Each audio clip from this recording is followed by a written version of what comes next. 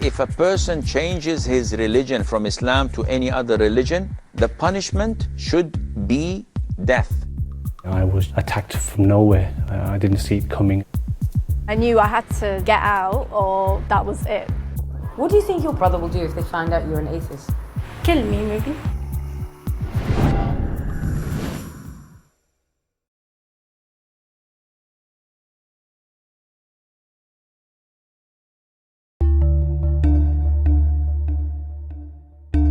This is Nissa Hussain, a father of 6. In November last year, he was going to his car when this happened.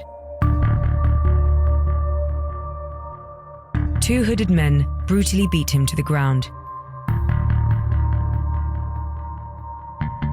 He was left with broken bones and hospitalized. He says he was attacked because he left the faith of Islam and converted to Christianity. Since then, he says he's faced continual harassment from his local Muslim community in the north of England. In the months leading up to the attack, Mr. Hussain placed hidden cameras around his home, filming what he felt were threats against him and his family. Do you feel like it's been an active religious hate campaign to cleanse you out, essentially? Yeah, without a shadow of a doubt, actually, because as soon as my conversion seems to have spread like wildfire, and then before you know it, you're shunned, isolated, and then treated with contempt.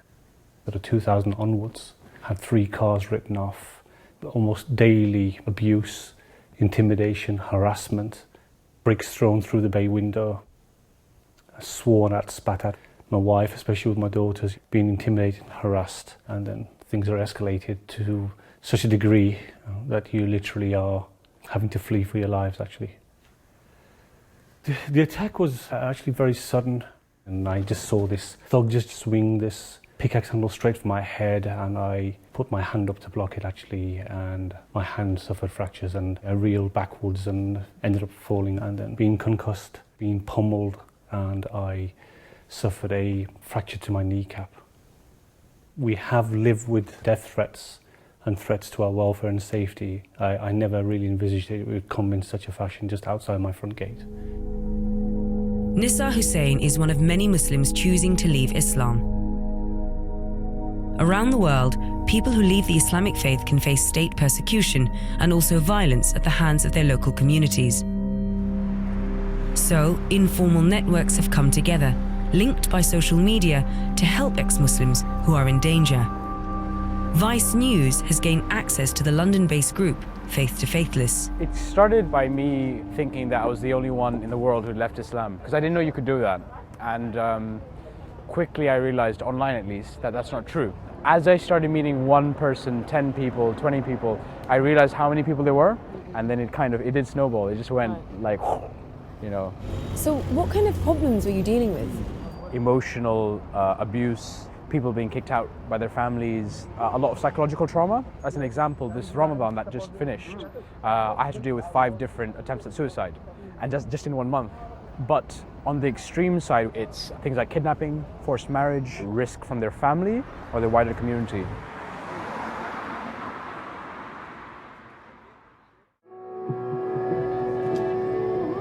Although Faith to Faithless is very private, Sarah is one person prepared to speak openly. She says she lost her faith around the age of 12, and things came to a head 2 years ago. So when I was 17, I had a boyfriend, my first boyfriend. And unfortunately my parents found out quite early on into the relationship as well. And basically my parents threatened me with, they're going to pull me out of college, they're going to marry me off. It felt like lockdown, and I knew I had to either get out or that was it. So I didn't really have anywhere to go. They'd already taken away anything I could use to contact anyone else. But luckily, while I was actually looking for a way to kill myself, actually, I found my old phone, which had some old numbers in. I left. I literally ran out of the house through fields as far as I could. Now I talk to my family and I kind of feel like we don't need each other anymore. and we're never going to be quite right again. So that's quite difficult. But yeah, I have had quite a few suicide attempts since, unfortunately. Since leaving your parents' house? Since leaving, yeah. When you were back when you were 17? Yeah. It's mainly loneliness. Feeling lonely, feeling like no one wants you, no one needs you. As serious as the situation can be in the UK, for ex-Muslims living abroad, the repercussions can be even worse. A comprehensive report released by a humanist organisation stated that in 13 countries across the world, all of the Muslim states, apostasy carries the death penalty.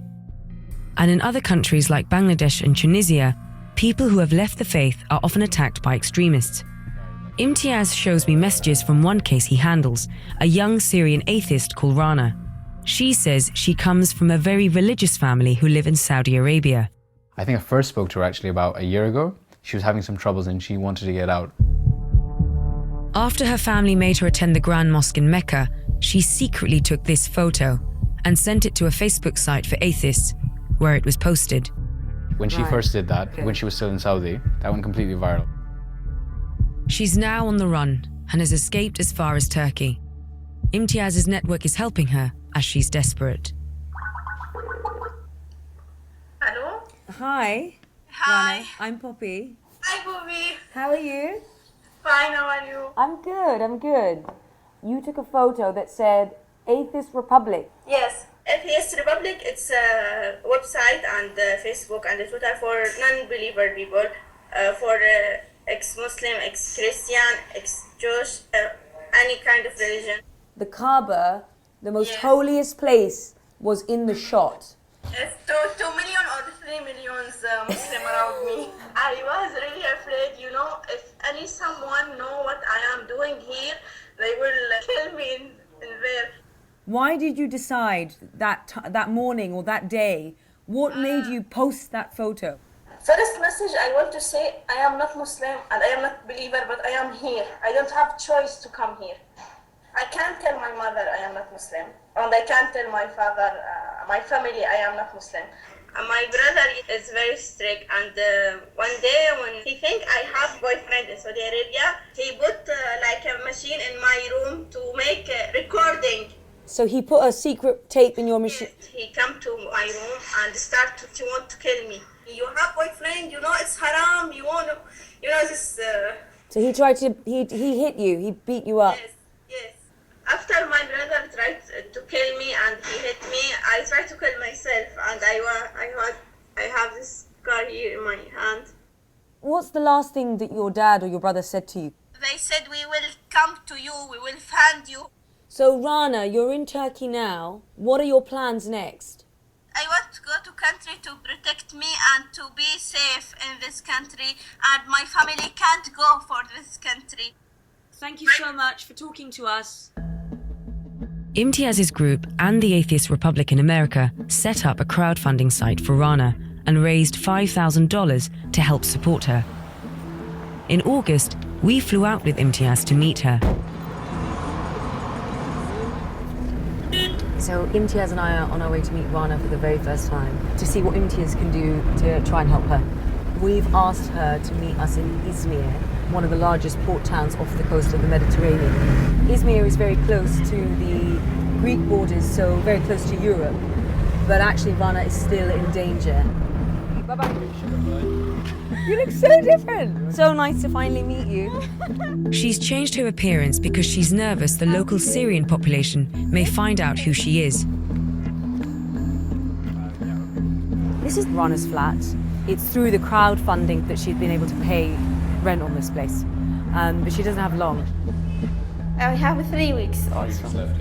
So Rana, can you show me around? Yeah, I see here my stuff. Rana, all this stuff here, Yeah. you packed with you from Saudi. No, only my abaya and t-shirt. What's the plan? If I get any visa, I can go to Europe. She says her family knows she's in Turkey, but they don't know that she ran away because of her atheism. What do you think your parents will do, like your dad or your brother will do if they find out you're an atheist? Kill me, maybe. Are you being serious? Yes. Over lunch, Rana shows me a video she recorded of her first day in Turkey. I was walking here in the street and I see some people play music. And you were saying you wanted to dance in the streets. What did you say? Your dream was I dreamed I was in Saudi Arabia to dance in the street. What are the dangers of living here? What are you really worried about? My family know I am. If they know I am here, it's very dangerous because I think my brother will come here. If he don't kill me, he will back me to Saudi Arabia. And you've got the Syrian community here, so it's also very dangerous for you Yes, because... I will not speak with any Syrian people here. And I changed my look to don't look like a Syrian girl or Arab girl. Imtiaz is trying to find a refugee charity that can help Rana in Turkey. But she's thinking of having herself smuggled illegally into Europe, despite the dangers. So we spoke to some people who work in this area. The problem with illegal is that because you're going through the ocean sometimes or through the truck, a lot of people die. You know that, I'm sure. But also you're a woman, and there's a very, very different danger for women. You know, I understand if you don't have a choice, you don't have a choice. If I don't have choice, I will do it. I understand. When I was in Saudi Arabia, I dreamed to walk alone in the street, like a normal people, like all girls dream about that in Saudi Arabia. Walk alone without cover, without hijab, without niqab. Can you tell me why you're doing this? Why is it so important to you? I only want to live like a normal people, without afraid someone maybe you are atheist and kill you, without afraid your family it's no you are not a believer. Is there anything that you miss about Saudi Arabia? My family. I know they are now worried about me and my big brother want to kill me, but I miss my time with my family. I miss my mother food, and I hope one day I can meet them. But not now. But not now, yes. When I come here the first day, I only stand up in the street and take a breath. Finally, I did it. Finally. Another one.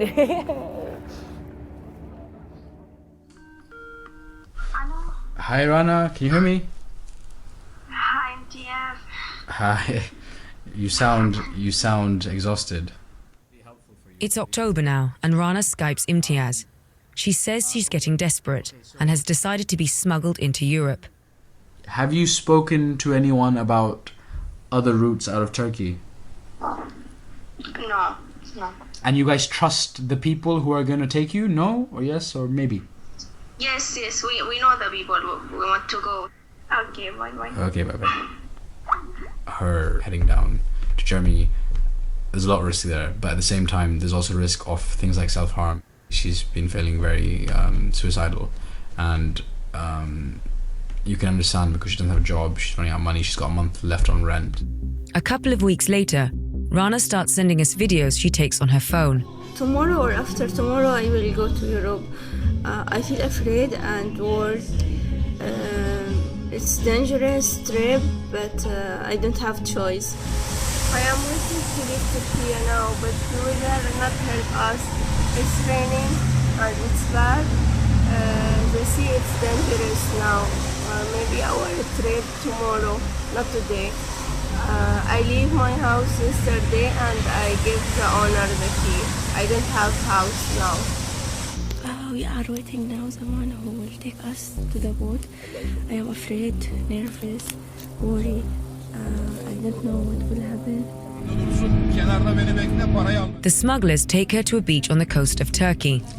We are now at the point where we will go to Jersey. I hope to arrive safely.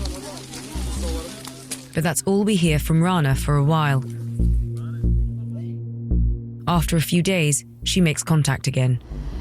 So the last we heard from Rana was 2 days ago. I've just got messages come through on Facebook. She said that she was at the beach and 4 boats had set off for Greece, and she was supposed to be on the 5th boat. And apparently the moment she was supposed to get on that boat, the police came. Gendarme here. We are escaped for them. They search about refugee. So it looks like she's going to be in Turkey for a while longer.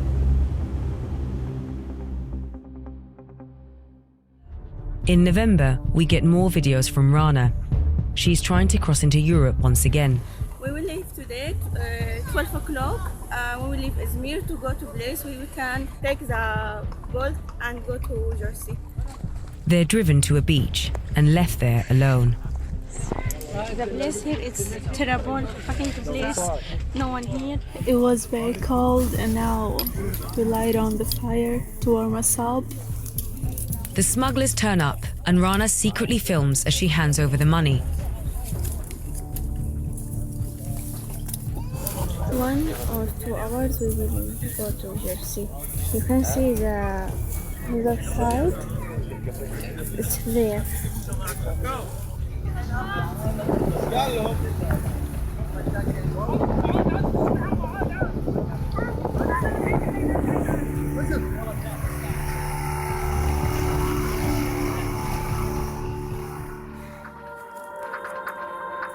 She's made it to a small Greek island first, and then onto a boat to Athens. We are so happy, we are free to do what we want and how to think.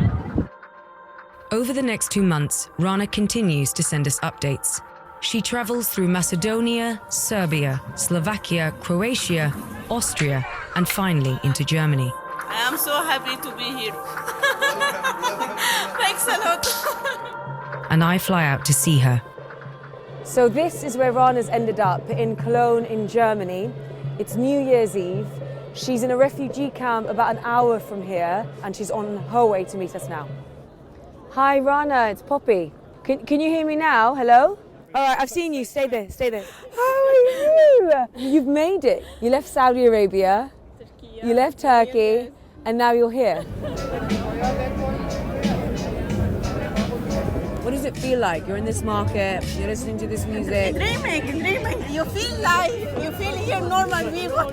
After everything that you've been through and everything that you've sacrificed, was it worth leaving Saudi Arabia for this? I want to complete my study. I want to study nuclear physics or nuclear engineering. I know what's feeling when you live like a Muslim girl but you are not. How many think about they want to kill themselves, they want to die. Rana has now applied for asylum in Germany. But many more people around the world face persecution, like Raif Badawi and Ashraf Fayyad, in prison in Saudi Arabia, charged with apostasy. Meanwhile, Imtiaz says that since we started filming with him last year, he receives 4 more cases every week. And his group, Faith to Faithless, is about to start a tour of British universities where ex-Muslims will come out and share their stories.